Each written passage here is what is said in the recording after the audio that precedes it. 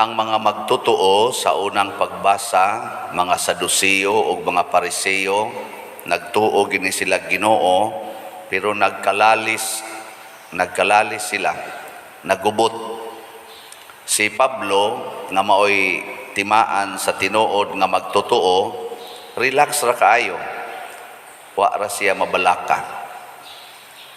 Kining giampo ni Kristo nga ingon siya, wa ko magampo alang lang niining mga tao nga nagsunod nako, nagampo sad ko sa mga tao nga mutuo niya sa ilang mensahe. Apil na taani. Hangtod na ginis katapusas kalibutan, kining pagampuan ni Kristo nga ang mga tao nga mutuo sa gisangyaw sa iyang mga tinun-an katong gasunod niya, iyang mga apostoles, nga ang mutuo magkahiusa gyud. Basta mutuo ta Ginoo, magkahiusa gid ta. Kinsa man ang tinuod nga mutuo Ginoo. Matud pa ni Kristo, ako magpuyo diha kanila og sila mausa nga ri kanako, sama nga ikaw nagpuyo dinhi kanako og ako nausa nganha kanimo. Kana bang tinuod gid ay nga panaghiusa or kaning atong tawgog unity, kana ding mopuyo ang Ginoo nato. Dili gani magpuyo ang Ginoo nato bisag magkahiusa pa ta, wa man ay kapuslanan. Di gina mulungtad, mabungkag gina sa kadugayan or sa madugay o sa madali. Kamuron, kumusta man sa inyong balay? Nagpuyo bang Ginoo? Dito ba sa inyo ba, inyong pamilya, nagpuyo? Wa. Sige na lang, ay na lang ng pamilya. Kamo, sa inyo rong kasing-kasing, nagpuyo ang Ginoo diya. Mayo. Congratulations. Sige, lingian na imong tupad. Ingna, congratulations. Ang dili mulingi, way Ginoo. Amo, klaro kayo. Nga naman, kay ang naay Ginoo, pirmi gid nang mahigugma. Why minuto? Muna itawgo nilang 24/7 nga paghigugma.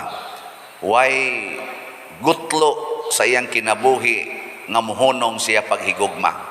Beka mo karon, permanente ba gyud mong nahigugma? Kay ang Dios gugma man. Kinsa tong musupak sa gugma, wa nay Ginoo. Kumusta man mo ron? Permi mong nahigugma? O naay panahon nga magpili kag kinsay higugmaon? Si San Pablo musugot rag kunis-kunison, ang naluoy na lang niya, ang iyan na lang komandante. Kaya nga naman, okay raman ni San Pablo kunis-kunison siya. Total, ang kunis-kunis niya, iya manggihigugma. Di ba? Mausad ni si Kristo, siya okay ra magtamparuson ko, ludan akong naong, laruton akong bungot, latiguhon kog maayo, ilansang ko sa cross, bugal-bugalan ko nilag maayo. Okay raman, kaya nga naman, ako man na silang gihigugma. Di ba kanang mama nga mahigugma siyang anak, sukahan sa anak, ihumagkaon, human ihian, kalibangan. Okay raman, kaya nahigugma man. Na-paralyze akong papa sa una, kami mo'y maglimpyo siyang hugaw. Inigpangihi, inig-discharge, kami mo'y maglimpyo. Okay raman, kaya nahigugma man ko sa akong papa. Lipay gani kay ko nga ako yung malimpyuhan ang perting hugawa, perting bahua, akong malimpyuhan niya humandayon, mabutangag sabon, mapulbusan. Lipay, success. Bisag balik-balikon pa na unom katuig namong atiman sa among amahan nga paralyzed, hasta akong maguwang paralyzed. Okay man. Lipay man kay nahigugma man ko. Di ba? O kamo mga asawa, kulatahon mo sa inyong bana. Ingna, okay raman. Kaya nahigugma man ko aning nangulatan ako. Wa man ko muhunong paghigugma niya. Ingka buang dahi ka. Ingka, og mabuang man sa paghigugma. I am willing to become crazy in loving this person. Di ba? Kamo, gusto mong mabuang sa paghigugma o mabuang anang sugal, mabuang anang bisyo, mabuang anang siging kasuko, mabuang anang siging dumot, mura nag mga buang, bisag managsuon, wa na magtingganay, bisag managsilingan, wa na magtingganay, murag mga buang, hasta ang iyang ginikanan, iyang ugangan, iyang bayaw, iyang umagad, wa natinggi, sigihag daot, hasta gani mga pari, gadinautay, gasigig dinumtanay, apil ng ato mga political leaders na nga buang sa away. Mas maipag mga buang tas paghigugmaay kaysa mabuang tagsiging away o dinumtanay, di ba? Hindi man mumuting. Wap amo na nga buang diha. Na diri sa atong kuan kaning atong salmo, tubag na to sa salmo nga bantay gini ha. Niingon biya ta diri, bantay ako o Dios kay ikaw ang akong gilauman. Ang ato ra ba aning interpretasyon basta bantayan tas Ginoo, di na ta pasakitan, di na ta libakon, di na ta budhian, di na ta dauton, tahuro na ta, i-honor na ta, dili na maoy klases pagbantay sa Ginoo oy. Unsa gud taong kadiha?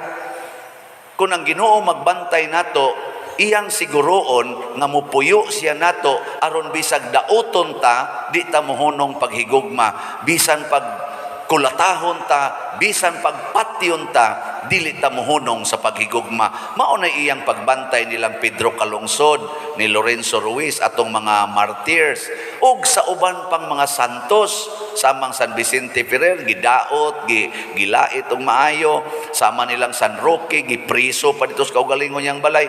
Wa gyud mo surrender sa paghigugma, kay gibantayan sa Ginoo ang ilang kasing-kasing na dili masudlan og yawa, dili mapuy-an og yawa. Mo na atong iampo ron sa atong mga elected officials og sa mga nangapildi nga maghigugmaay unta sila, dili mag-away. No? Kay mag-away gani, gisulti na gid ng Kristo, ang pamilya nga mag-unay away malusno, ang gingharian nga magpunay away malusno gyapon, hasta sad ang nasod nga magpunay away malusno. Mo nang di ta masuko kung ang atong silingan mudahig sa usa ka kandidato, ay kasuki. At least kamao siyang mudahig. Masuko naman hinoon, hasta pari mudahig og usa ka kandidato, kasukan naman hinoon, nangayabag na mo.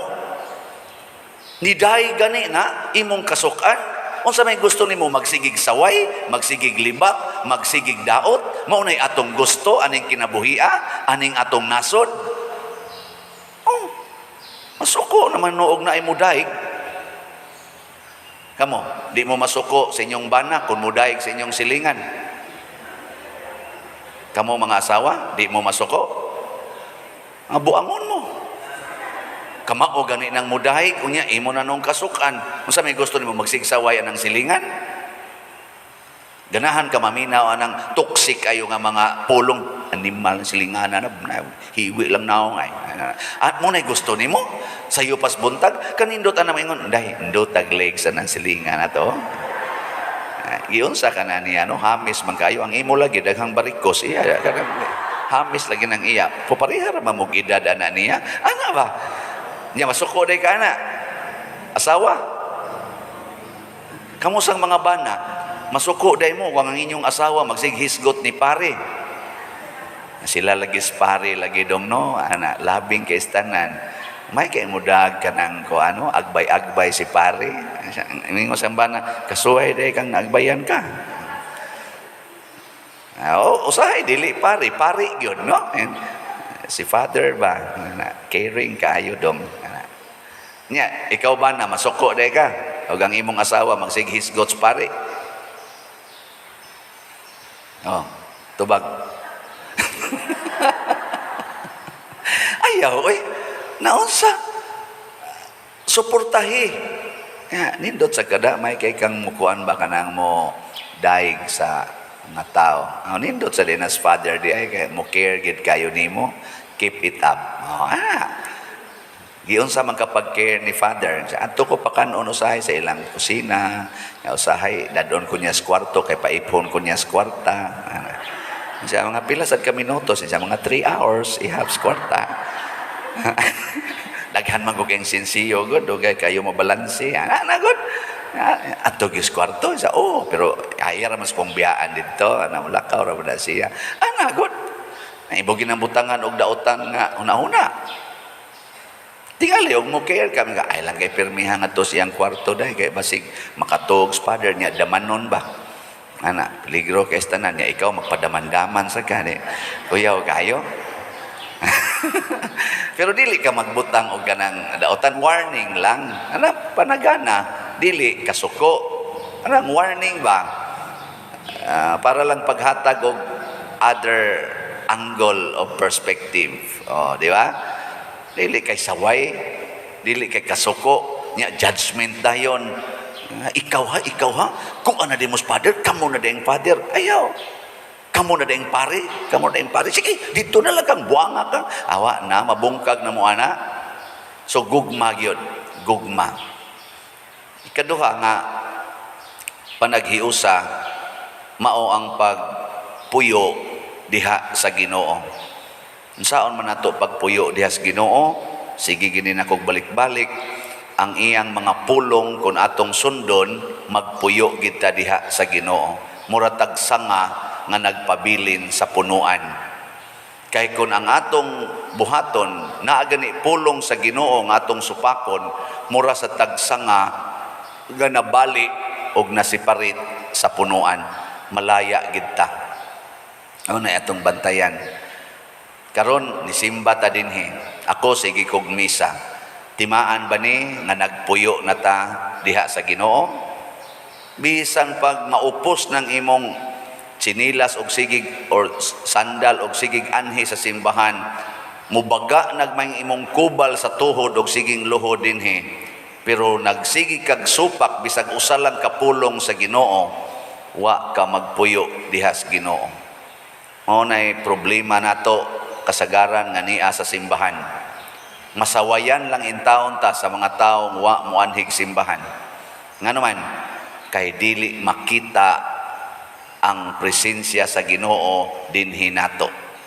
Apil na sad ko ana, labaw na mo, di ba? Labaw na ning niya sa kong kilid. Ani? Kitang tanan. Di ni mo ilagong sa ranggo sa simbahan. Santo Papa ba, obispo ba, pare, or deacon, or kinaubsan. Basta dili kita mutuman, bisag usa lang kapulong sa Ginoo, patay kita ana. Wa na gid tay gitawag og presensya sa Ginoo, og mahimo natang hulga sa tinuod nga kaluwasan. Muna, pasalamat ta sa ato mga kaigsuonan nga nagpakabuang sa paghigugma. Salamat kayo, no? Mga models ni sila. Nga giunsa nila pagpadayag, nagpakabuang silang palit og slat nato. Mura silang nangabuang. Ako sad mura sa kong nabuang siging palit og slat. Kada semana di jud ko musugot nga di ko kapalit og slat. Labing minus 5 ka slots gina akong paliton, labing minus kay tungod lagi nabuang na sa kong palit og slot, kamuray magpakabuang. Oy, nagtuo mo sige kog papabaligyan ning slot unya wa ko mo palit. Usa sa kus mga kusog ang mo palit oy. Muna gahapon nakahalin na sa taog 109 ka slots. Pakpak, salamat kayo. Niabot ng atong total halin nga 6,090 ka slots. Di ba? Nindot, salamat. Paspasan lang ni natong palit. Pastang nindot talagi. Nabitang ighuman akong misa nya naadayoy mo pa picture. Ganahan kay ko ana. Nga naman, ang sunudan ng pangutana, asa man mi palit slot pader. So kani akong naong kada kidlap slot, kada kidlap slot. May na lang na. Di ba? Bahala nagsakit na kay ngawi sige ngisi. Sige na. Kani total slot bitaw ni. para sa kaayuhan sa simbahan. Anong malipay man ko ana? Kay gihigugman ako ang simbahan. Usahay magutman gid digid kakaon dayon kay daghan man kay magsigig pa picture igo magmisa, mapulaan na lang gutong muhatag og kaning mo cater og paniodto panihapon kay pamahaw ba ka kay dugay magay ko mahuman og siging picture, sige lang okay ra na basta na slot. Di sa namoy akong nauna, di na lang hinuon mo magpa-picture. Ang ako kanindot nga nakita ninyo nga usa ko sa mga instrumento sa Ginoo aron pagpakita nganha ninyo nga naa siya, nagpuyo siya. Kay uban sa akong mga kahuyangan, uban sa akong mga kakulangan, naa man gyud ang akong consistent nga paningkamot sa pagpuyo diha sa Ginoo, sa pagtuman sa iyang mga pulong, the best that I could. Apil na sa akong mga kahuyangan, pero ningkamot si kong puyo anang pulong sa Ginoo. Muna, kung ato nang buhaton, mga buang kitag higugma sa atong isig kataho. Di kita mga buang sa pagsigig pangaway, nga mura na tag mga buang, way tag danay. Mas maay pa nang magsigil lang ta. Kanang buang, duha man ko nakaklase iyang batasan.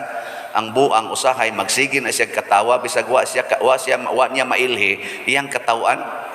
Di ba? Bisag wa siya kaila ba? Mukatawa na siya. Nasa usahay nga bisan pagkaila niya, iyang hapakon. Duha na kaklase ang iyang batasan. Asa man mo mupili atong buang nga magsigig katawa sa tanang tao o magsigig kasuko sa tanang tao. Nga kana, manindog na ta mga buang.